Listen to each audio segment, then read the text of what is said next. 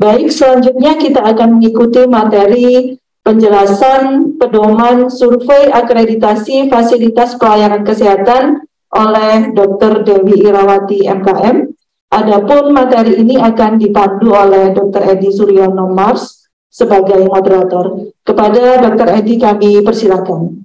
Ya, terima kasih Mbak Arum. Assalamualaikum warahmatullahi wabarakatuh.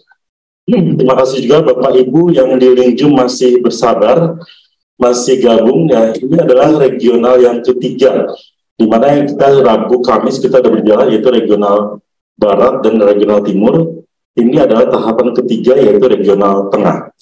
Regional Tengah ini di daerah ada beberapa 9 provinsi, dan ada juga yang sudah hadir di Hotel Haris ini adalah beberapa lembaga yang sudah hadir, yaitu Admin Komite Mutu Kesehatan Primer, Admin Lembaga Independen Penyelenggara Akreditasi LIPA Mitra Nusa, Admin ASKI Klinik Indonesia, Admin Lembaga Akreditasi Puskesmas Klinik dan Lab Indonesia, dan Admin Lembaga Akreditasi Prima Husada, ya, dan beberapa dinas kabupaten kota yang sudah bergabung di Lingjum dan beberapa puskesmas yang sudah ada di Lingjum ini. Nah, tadi sudah dijelaskan oleh Katim kita bahwa tentang kebijakan mutu, tentang bagaimana proses akreditasi dan PMK 34. Nah, berikutnya akan ada penjelasan bagaimana pedoman survei selanjutnya, yaitu untuk akreditasi di Pasyankes. Materi ini akan dibawakan oleh Dr. Dewi Irawati MKM. Karena waktunya terbatas, jadi mungkin saya kasih waktu kurang lebih 45 menit ya. Kepada Dr. Dewi dipersilakan. Oke, terima kasih Dr. Edi. Assalamualaikum warahmatullahi wabarakatuh, Bapak Ibu sekalian. Mohon izin, di sini kami akan menyampaikan tentang tata laksana terkait dengan survei akreditasi penyelenggaraan akreditasi puskesmas, klinik, labkes, UTD, TPMD maupun TPMDG. Slide minta tolong masih belum ya. Oke, sebelumnya maaf izin. Oke. Di Zoom sepertinya belum jalan ya.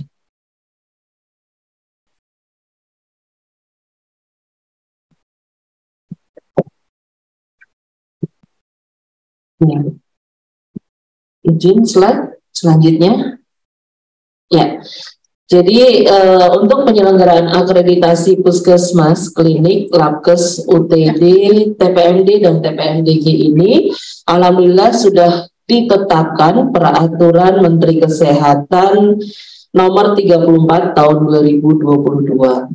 Jadi perjuangan kami dari tahun 2019 sampai sekarang akhirnya keluarlah peraturan tentang akreditasi ini, di mana disebutkan di dalam pasal 3 bahwa setiap puskesmas, klinik, labkes, UTD, TPMD maupun TPMDG wajib terakreditasi setelah beroperasi 2 tahun sejak memperoleh izin berusaha untuk pertama kali. Next. Dan untuk menindaklanjuti dari Permenkes ini, maka kami mengembangkan suatu sistem informasi akreditasi untuk fasilitas pelayanan kesehatan, di mana diperkuat dengan keputusan Dirjen Pelayanan Kesehatan. Nah, disinilah dikeluarkan petunjuk teknis mengenai survei akreditasi. Next. Sesuai dengan Permenkes 34, alur atau pola untuk penyelenggaraan akreditasi itu adalah persiapan akreditasi, pelaksanaan akreditasi, dan pasca akreditasi, kemudian kembali lagi balik ke persiapan akreditasi. Di dalam persiapan akreditasi, di sini yang kami harapkan adanya pemenuhan sarana prasarana alat kesehatan SDM dan bagaimana mulai dilakukan pelayanan sesuai standar. Jadi kami tidak menginginkan ada lagi pelayanan yang under standar. Kemudian teman-teman di fasilitas pelayanan kesehatan melakukan self-assessment untuk melihat sejauh mana pelayanan yang diberikan sudah sesuai dengan standar yang ada, dan fokus juga pada standar akreditasi. Dan bagaimana teman-teman mulai melakukan program peningkatan mutu pelayanan. Dan ini pun juga tertera di dalam standar akreditasi, bagaimana teman-teman menetapkan indikator mutu, baik indikator mutu prioritas maupun indikator mutu pelayanan, dan bagaimana sistem pelaporan insiden keselamatan pasien. Untuk insiden keselamatan pasien ini, di dalam kebijakan itu ada dua pola pelaporan, yaitu pelaporan secara internal dan pelaporan secara eksternal. Pelaporan secara internal itu adalah seluruh insiden yang terjadi dilaporkan kepada Kepala Institusi Fasilitas Pelayanan Kesehatan. Untuk yang eksternal, yang dilaporkan hanya KTD dan sentinel saja, serta yang disebut sebagai IKP nihil, atau kalau tidak ada KTD atau tidak ada sentinel. Kemudian setelah dilakukan persiapan, teman-teman fasilitas pelayanan kesehatan siap untuk dilaksanakan survei akreditasi, di mana di sini disebut sebagai itemnya adalah pelaksanaan akreditasi yang akan dilakukan survei oleh surveyor sesuai dengan penugasan dari lembaga penyelenggara akreditasi. Kemudian lembaga penyelenggara akreditasi melakukan rekomendasi, membuat rekomendasi hasil dari survei, dan status akreditasi ditetapkan oleh Kementerian Kesehatan.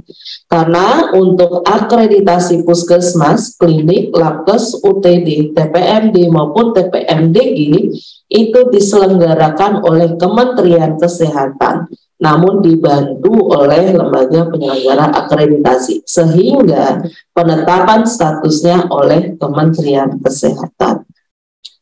Kemudian setelah keluar status akreditasi, teman-teman mulai memasuki fase pasca akreditasi, di mana nanti akan menerima rekomendasi hasil perbaikan apa yang harus ditindaklanjuti oleh teman-teman di fasilitas pelayanan kesehatan, untuk kemudian membuat perencanaan perbaikan strategis untuk bagaimana merencanakan perbaikan sampai ke depannya. Next.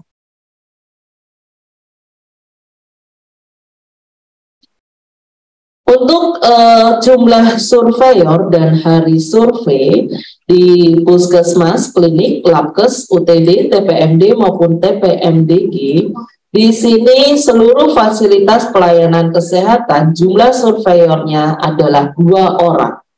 Namun untuk mekanisme surveinya, seluruh fasilitas mekanisme surveinya itu adalah hybrid kecuali TPMD, TPMDG. Mekanisme surveinya adalah daring dan jumlah hari surveinya adalah 1 hari. Kemudian untuk puskesmas dan klinik, untuk puskesmas secara hybrid jumlah hari surveinya itu adalah 3 hari, itu tergantung pada kondisi geografis dari puskesmas. Apabila memang di puskesmas tersebut tidak terdapat sinyal atau di daerah terpencil, kemudian dilakukan survei secara luring 3 hari. Namun apabila puskesmas tersebut masih bisa terakses oleh sinyal, sehingga surveinya dilakukan secara hybrid, di mana 1 hari daring dan 2 hari luring. Untuk klinik dilakukan secara hybrid, itu adalah 2 hari, 1 hari daring dan 1 hari luring.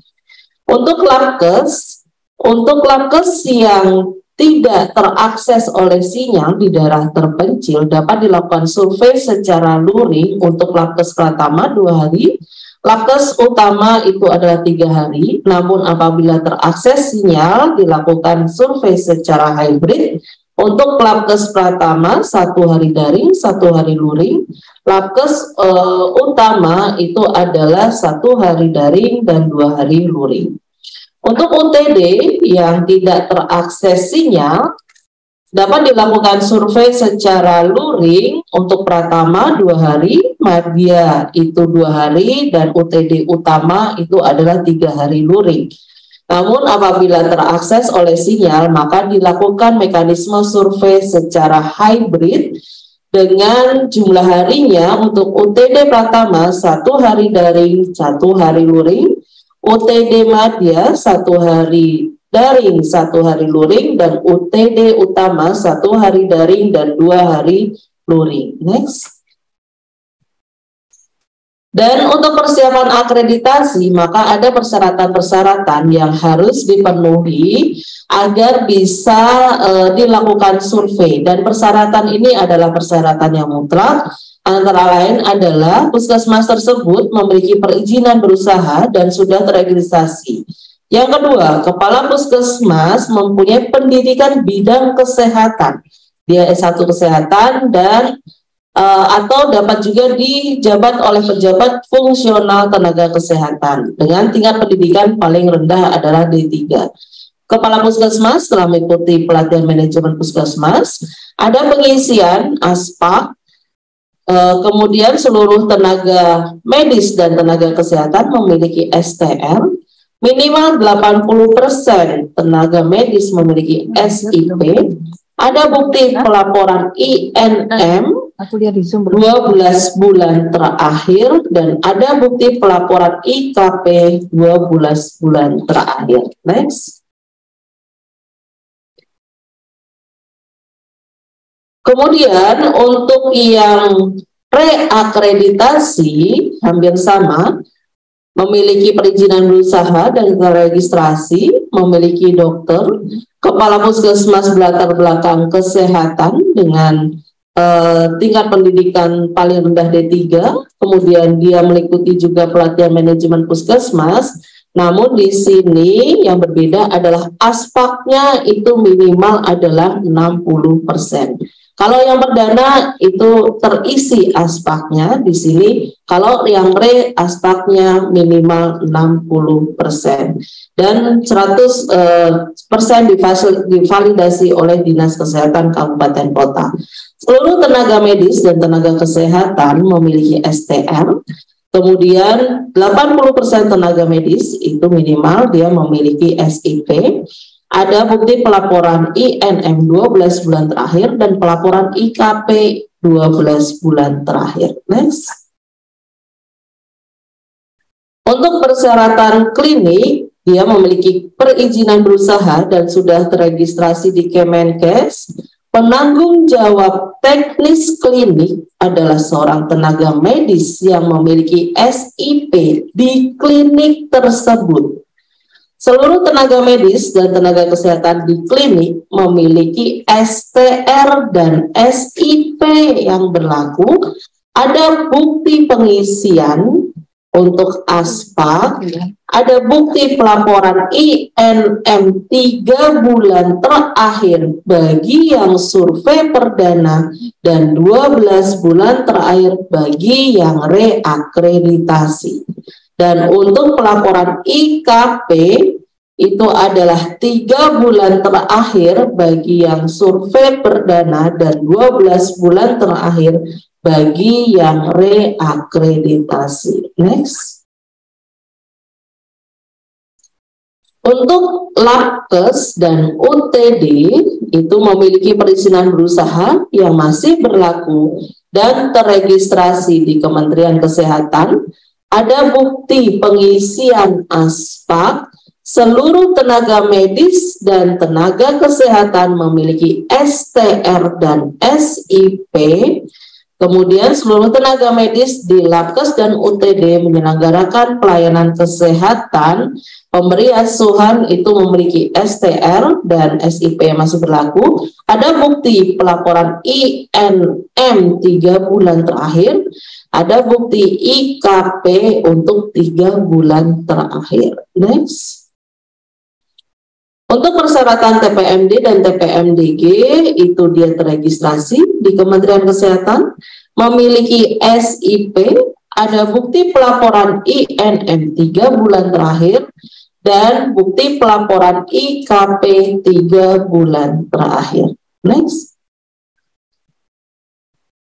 Dan ini adalah proses bisnis untuk penyelenggaraan akreditasi puskesmas, klinik, labkes, UTD, TPMD, dan TPMDG, di mana di sini yang kotak bawah itu adalah prosesnya ada di lembaga penyelenggara, kotak atas prosesnya ada di Kementerian Kesehatan.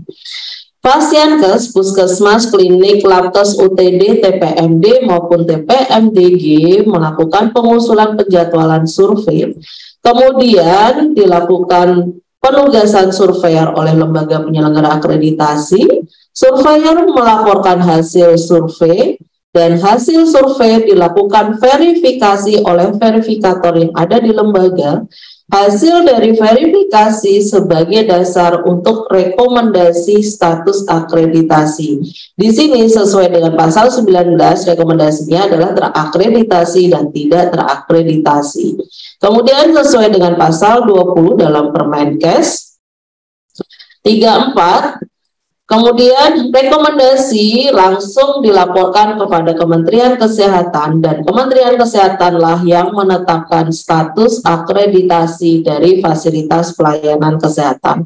Kemudian setelah ditetapkan statusnya, diterbitkan e-sertifikat yang nanti akan dikirimkan kepada Dinas Kesehatan dan Fasilitas Pelayanan Kesehatan dengan dilampiri rekomendasi hasil perbaikan yang harus dilakukan atau ditindaklanjuti oleh fasilitas dalam bentuk PPS. Next. Untuk penundaan survei dapat dilakukan, dapat menunda Vaskes dapat menunda jadwal survei tanpa denda atau ganti rugi apabila terjadi force majeure. Kemudian force majeure ini bisa berupa force majeure yang alam maupun yang non alam, yang tidak terduga. Kemudian penundaan survei ini disampaikan kepada lembaga penyelenggara akreditasi paling sedikit 7 hari kerja melalui sistem informasi nasional akreditasi Pasienkes dan ditembuskan kepada Kementerian Kesehatan. Next. Penghentian survei ini juga bisa dilakukan. Survei akan dihentikan jika Pasienkes tidak mematuhi ketentuan kesepakatan pelaksanaan survei yang telah ditandatangani antara Pasienkes dengan lembaga penyelenggara akreditasi. Nah, lembaga penyelenggara akreditasi ini menyampaikan penghentian survei dengan disertai alasan penghentian survei tersebut dan ditembuskan kepada Kementerian Kesehatan, Dinas Kesehatan Daerah Provinsi, dan Dinas Kesehatan Daerah Kabupaten Kota. Next. Untuk status akreditasi, di sini kapan sih Pasienkes bisa terakreditasi dasar atau madya atau utama atau paripurna? Nah, untuk puskesmas, dia bisa terakreditasi paripurna apabila seluruh bab dalam 5 bab itu mendapatkan nilai minimal 80%. Tetapi untuk dasar dia adalah bila bab satunya nilai minimal 75%, bab 2, 4, 5 minimalnya 60%, dan bab 3 50%. Madya, bila bab 1, 2, 4 minimalnya adalah 75%, bab 5 minimalnya 70%, dan bab 3-nya minimal 60%. Utama, bab 1, 2, 4 minimal 80%, bab 5 minimal 75%, dan bab 3 minimal 70%. Next. Kemudian untuk klinik paripurna pasti seluruh bab mendapat minimal nilai 80%. Dan di klinik tidak ada status dasar, jadi hanya madya, utama, dan paripurna. Untuk madya, nilai minimalnya itu adalah untuk bab TKK-nya 75%, untuk PKP-nya 75%, dan PMKP-nya minimal 40%. Utama, TKK dan PKP minimal 80%, PMKP minimal 60%. Dan paripurna tadi seluruhnya harus minimal 80%. Next. Untuk laboratorium, ini juga tidak ada status dasar, statusnya madya, utama, dan paripurna. Disebut madya apabila 2-3 bab mendapat nilai minimal 80%, dan bab SKP mendapat nilai minimal 80%. Jadi di dalam laboratorium itu diminta seluruh status untuk bab SKP minimal 80%. Jika kurang dari 80% dia tidak terakreditasi. Kemudian madya apabila 2-3 bab ditambah 2-3 bab mendapat nilai minimal 80%, utama 4-6 bab minimal 80%, paripurna seluruh bab minimal 80%. Next. OTD juga sama. Yang dilihat adalah dari SKP-nya. Kalau tidak atau kurang dari 80% maka dia tidak terakreditasi. Kemudian madya apabila ditambahkan 2-4 bab minimal 80%, utama 5-8 bab minimal 80%, paripurna seluruh bab adalah 80%. Next. TPMD dan TPMDG hanya ada 2 status, yaitu tidak terakreditasi dan terakreditasi. Sehingga disebut terakreditasi apabila seluruh babnya hanya ada 2 bab untuk TPMDG itu mendapat minimal 80%. Next. Dan untuk jenis survei ada 3 jenis. Survei perdana, survei ulang, ataupun survei remedial. Survei perdana itu apabila Vaskes belum pernah mengajukan survei akreditasi. Survei ulang itu apabila Vaskes setelah habis masa berlaku status akreditasinya, kemudian mengajukan kembali survei. Yang kedua, ingin menaikkan status akreditasi. Dan yang ketiga, sudah memperoleh status akreditasi namun banding atas status akreditasi tersebut.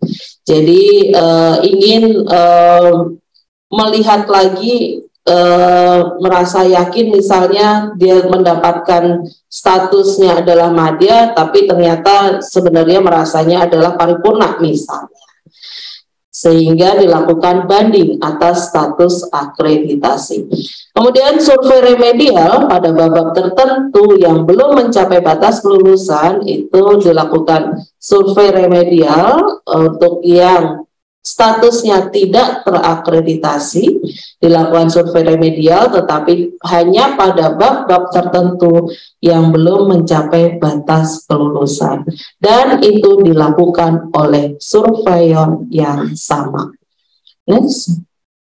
Untuk pembinaan dan pengawasan secara berjenjang dari menteri, gubernur, dan bupati, wali kota.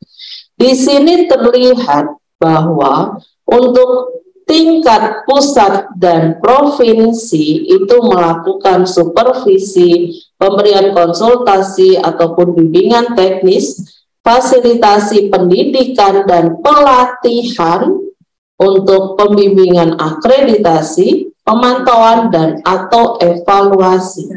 Di tingkat kabupaten kota itu adalah melakukan fasilitasi pemahaman standar akreditasi. Jadi ini merupakan tugas dari Dinas Kesehatan Kabupaten Kota, pembinaan penyusunan PPS, pembinaan dalam penyelenggaraan peningkatan mutu, pembinaan dalam penetapan dan pengukuran indikator mutu, serta pembinaan dalam pelaporan insiden keselamatan pasien. Next. Dan untuk pembinaan pengawasan terhadap dari Kementerian Kesehatan ada dua hal. Yang pertama terhadap pelaksanaan survei, yang kedua terhadap lembaga. Untuk pelaksanaan survei, Dirjen dapat melakukan penyesuaian atau pencabutan penetapan status akreditasi atau rekomendasi pelaksanaan kembali survei akreditasi kepada lembaga penyelenggara akreditasi apabila ditemukan satu, ketidaksesuaian status akreditasi berdasarkan standar akreditasi pada saat validasi. Sehingga di sini ada pada pasal 23 bahwa Kementerian Kesehatan akan melakukan validasi baik secara rutin maupun sewaktu-waktu atas pelaksanaan survei. Apabila ditemukan ketidaksesuaian pada saat dilakukan validasi, maka bisa direkomendasikan untuk pelaksanaan kembali survei. Kemudian, adanya pelayanan kesehatan yang tidak sesuai dengan INM dan ditemukan tindakan yang membahayakan keselamatan pasien. Untuk lembaga, pengawasan dan pembinaan kepada lembaga, di sini Kementerian Kesehatan akan melakukan monitoring dan evaluasi terhadap persyaratan lembaga penyelenggara akreditasi. Yang kedua, melakukan monitoring dan evaluasi terhadap kinerja lembaga penyelenggara akreditasi yang meliputi pertama, pencapaian indikator kinerja lembaga. Yang kedua, pencapaian target indikator mutu lembaga. Kemudian, bagaimana lembaga menjaga kredibilitas dalam penyelenggaraan akreditasi. Next. Demikian yang bisa kami sampaikan untuk tata laksana survei. Terima kasih. Wabillahi taufik wal hidayah. Assalamualaikum warahmatullahi wabarakatuh. Waalaikumsalam warahmatullahi wabarakatuh. Terima kasih Dr. Dewi Irawati atas penjelasan tentang pedoman survei akreditasi pasien KES. Saya yakin di link Zoom maupun di beberapa di ruangan pun ada banyak yang menanyakan tentang ada hal yang terbaru bagaimana pedoman survei. Ada beberapa hal tentang INM, IKP tadi sudah ada di line chat. Karena keterbatasan waktu, jadi mungkin saya akan membatasi dari dua pertanyaan, tapi dari bagian yang berbeda. Mungkin dari Dinkes dan dari lembaga saya ambil. Boleh saya cek dulu dari Dinkes Kabupaten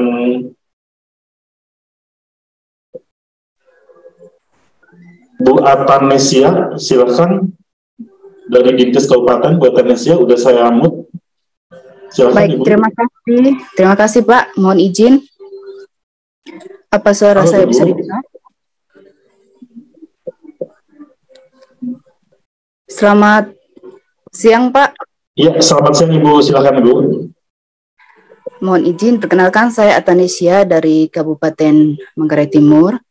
Yang saya ingin tanyakan berkaitan dengan pasal 30 tadi Pak. Kami masih belum paham berkaitan dengan pembinaan dari bupati atau wali kota. Kami mohon pencerahannya dalam pelaksanaannya, mekanismenya seperti apa Pak? Soalnya kami masih belum paham tadi berkaitan dengan pasal 30. Baik, terima kasih, itu saja. Oke, terima kasih Bu Atanesia. Penjelasan tentang pasal 30 nanti akan dijabarkan oleh Dr. Dewi. Silakan Dr. Dewi. Baik, terima kasih Bu Atanesia. Jadi di dalam pasal 30 untuk bagaimana tugas dari tingkat bupati ataupun wali kota, di situ adalah yang pasti akan diturunkan di tingkat dinas kesehatan kabupaten kota. Yang pertama, dinas kesehatan kabupaten kota itu harus memfasilitasi pemahaman standar akreditasi. Di sini saya rasa teman-teman di Dinas Kesehatan Kabupaten Kota sudah terbentuk tim TPCB, di mana tim TPCB-nya itu turun ke lapangan, bisa turun ke lapangan, bisa secara virtual untuk bagaimana memfasilitasi pemahaman teman-teman di puskesmas ataupun klinik dan vaskes lainnya yang menjadi menjadi binaan atau ada di wilayah kerja kabupaten kota dalam memahami standar akreditasi. Kemudian yang kedua, setelah dilakukan survei akreditasi, setelah dikeluarkan e-sertifikat, maka akan dilampirkan juga rekomendasi perbaikan hasil survei. Dan rekomendasi perbaikan hasil survei ini tentu saja harus ditindaklanjuti. Nah, bagaimana cara menindaklanjutinya, apa yang harus dilakukan? Tentunya ini butuh pendampingan dari teman-teman Dinas Kesehatan Kabupaten Kota yang nanti bentuknya adalah PPS. Untuk pembinaan dan penyelenggaraan peningkatan mutu, teman-teman di fasilitas pelayanan kesehatan selain melakukan pengukuran terhadap INM, indikator nasional mutu, tapi juga teman-teman menetapkan dan mengukur indikator mutu di fasilitas pelayanan kesehatannya tersebut, indikator mutu prioritas dan indikator mutu pelayanan. Dan bagaimana pembinaan kalau terkait dengan insiden keselamatan pasien. Dan untuk adanya insiden dalam keselamatan pasien, pelaporan itu sudah pasti ada dua hal, pelaporan secara internal dan pelaporan secara eksternal. Untuk eksternal itu dilaporkan melalui ke KNKP melalui IT atau sistem informasi yang ada di Kementerian Kesehatan. Jadi demikian Ibu. Jadi kita berbagi segala sesuatu tentang pendampingan itu memang merupakan tugas dari Dinas Kesehatan Kabupaten Kota. Terima kasih. Terima kasih Dr. Dewi atas penjelasannya. Begitu Bu Atanasia dari Dinkes Kabupaten Manggarai. Mungkin berikutnya dari Lipa Mitra Nusa, Dr. Bambang, silakan Dr. Bambang. Sudah saya unmute, Dok. Sudah saya mute. Ya. Terima kasih, moderator. Assalamualaikum warahmatullahi wabarakatuh. Waalaikumsalam warahmatullahi wabarakatuh. Perkenalkan, kami dari Lembaga Penyelenggara Akreditasi Lipa Mitra Nusa. Mohon izin tanya narasumber. Untuk kinerja, untuk indikator kinerja dan indikator mutu kinerja lembaga penyelenggara akreditasi barangkali bisa disampaikan mungkin apa saja. Kemudian yang kedua adalah mulai kapan lembaga ini sudah bisa mulai melakukan penjaringan calon surveyor, mengingat ini kan sudah waktunya mau dilakukan survei. Terima kasih, salam sehat, assalamualaikum warahmatullahi wabarakatuh. Terima kasih kembali Pak Dr. Bambang dari Lipa Mitra Nusa. Ya, gimana Dr. Dewi, silakan. Baik, terima kasih Dr. Edi. Jadi yang pertama adalah untuk lembaga ini pastinya kita menunggu ditetapkan terlebih dahulu. Setelah ditetapkan oleh Kementerian Kesehatan melalui keputusan Menteri Kesehatan, Kementerian Kesehatan akan menetapkan indikator kinerja yang harus dipenuhi oleh lembaga akreditasi. Nah, kalau sekarang ditanya, jawaban kami pasti belum ditetapkan. Jadi nanti kalau sudah ditetapkan, pasti akan kita sampaikan. Mungkin itu. Ya, berarti tahapan awalnya itu adalah ditetapkan dulu ya, Dr. Bambang ya, baru kita akan proses selanjutnya. Satu lagi mungkin perwakilan dari surveyor. Silakan Dr. Kartini Suhardi dengan pertanyaan singkatnya, saya kasih waktu.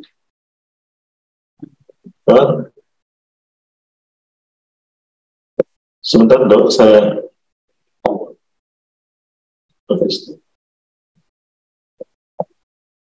dulu. Sebentar belum Dok, belum kedengaran Dok. Oke, silakan Dok. Silakan. Ya, terima kasih moderator ya. Mau menanyakan Dr. Dewi, mekanisme rekomendasi yang disampaikan ini, yang menyampaikannya lembaga atau dari Kementerian Kesehatan. Tadi dijelaskan dari pasal 17 pelaksanaan ada rekomendasi, kemudian bagaimana puskesmas menerima rekomendasi tersebut untuk selanjutnya dibuat PPS-nya. Yang kedua adalah tentang verifikasi, Dr. Dewi. Verifikasi ini dilakukan oleh lembaga, tadi sebutkan oleh lembaga. Kira-kira apa saja yang menjadi perhatian di dalam verifikasi tersebut? Terima kasih Dr. Dewi. Wassalamualaikum warahmatullahi wabarakatuh. Ya, silakan kepada Dr. Dewi untuk menjawab secara singkat. Baik, terima kasih. Yang pertama, untuk rekomendasi nanti akan disampaikan sesuai dengan bersama-sama dengan e-sertifikat yang akan dikirimkan melalui sistem informasi. Jadi akan disampaikan setelah ditandatangani atau ditetapkan oleh Kementerian Kesehatan, dan karena sistemnya hanya satu, udah pasti dari Kementerian Kesehatan. Kemudian yang kedua, untuk verifikasi, di sini kami belajar dari beberapa lembaga penyelenggara akreditasi yang lain, di mana harus dilakukan verifikasi terhadap hasil survei. Dan yang menjadi perhatian, apa saja yang harus dilakukan verifikasi, harus diteliti ulang terhadap laporan tersebut, apakah ada sesuatu yang memang tidak sinkron atau tidak sesuai antar laporan yang diberikan, atau ada hal-hal yang cenderung tidak sesuai atau keanehan-keanehan. Jadi sama seperti kalau dulu itu disebut sebagai surveyor jangkar dan sebagainya. Jadi ada surveyor jangkar, dan itu pasti nanti akan disampaikan lebih lanjut di mekanisme praktik dalam sistem informasi. Jadi itu akan monem, verifikator tidak akan tahu vaskes apa yang diverifikasi dan siapa surveyornya. Jadi ini adalah untuk kita meningkatkan validitas dari hasil survei. Demikian. Ya, demikian keterangan dari penjelasan dari Dr. Dewi Irawati. Mudah-mudahan dari Dinkes Kesehatan Manggarai, dari lembaga, dari perwakilan survei sudah terjawab semua oleh Dr. Dewi tentang penjelasan pedoman survei akreditasi Fasiankes. Bapak Ibu perlu diketahui bahwa tahapan nanti selanjutnya adalah tentang penjelasan juknis penggunaan aplikasi Sinap dan bagaimana praktek penggunaan aplikasi Sinap. Jadi dari awal, dari pagi sampai sore itu nanti kita bertahap. Nanti bagaimana cara memasukkannya dan ke aplikasinya. Ya. Tapi karena berhubung waktu yang terbatas, jadi kita sudah selesai, kita sudahi untuk penjelasan tentang pedoman survei ini. Kita berikan aplaus kepada Dr. Dewi Irawati atas penjelasannya, materinya. Terima kasih Dok, mudah-mudahan Bapak Ibu yang ada di Zoom dan ada di hotel paham, dan walaupun dengan keterbatasan waktu sudah mulai paham dan mengerti bagaimana pedoman survei akreditasi Fasiankes. Untuk selanjutnya saya kembalikan ke MC. Silakan Mbak Baru untuk selanjutnya. Terima kasih. Wassalamualaikum warahmatullahi wabarakatuh.